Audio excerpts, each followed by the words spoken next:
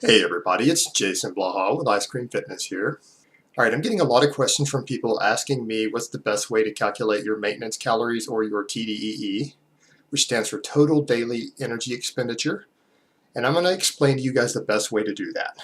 But hold on, let me give you guys a bicep shot first.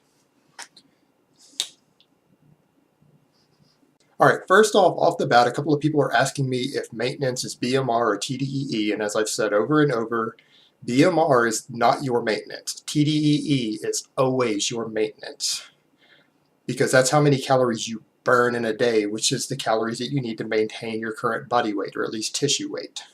BMR is base metabolic rate. That's how many calories you burn if you lay in bed and you pay somebody to wipe your ass because you don't want to burn calories doing it yourself, because if you do, you'll go above BMR.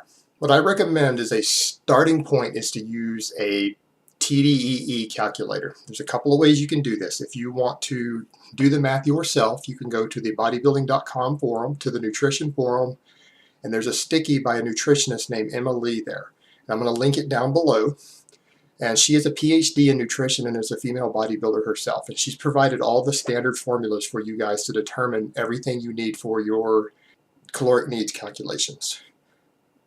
Or you can go to another site I'm going to link down there below also that gives you some formulas to where you can plug your numbers into a calculator. I recommend the advanced options because my personal formula of preference is called the Catch-McCradle formula, which is listed in the advanced options on that calculator, and it allows you to account for lean body mass and body fat percentage. Now, invariably, people tend to mess up the activity factors and activity levels the most. If you get it right, these calculators are going to be fairly accurate for about 70% of people. However, people who have any sort of abnormal thyroid function or have some metabolic damage from dieting or just fast thyroids in general, they're going to be off a little bit. So what you need to do is use these to establish your baseline. And anytime you go on a cut or a bulk, you have a big change in initial water weight. But once that water weight has gone after the first week or two has shifted, your weight loss and weight gain should be reasonably stable as long as you're not doing something asinine like carb cycling. And that will make it impossible for you to track your maintenance calories, because what you'll want to do is, if you're trying to determine what your maintenance is based upon your calculations, I recommend weighing yourself every day for a week or two at the same time every morning. And then that will allow you to see what your average change in weight is over the week once you average it.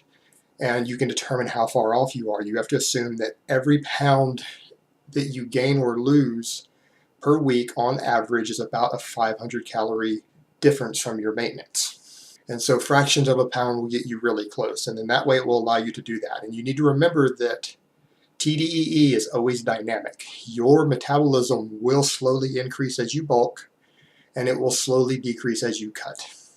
So whether you're doing a bulk or a cut, even if you're doing a slow one, you're probably going to have to reassess your calories about once a month anyways. So this is just to get you in the ballpark, to get you started. Then you assess from there based upon changes in scale weight.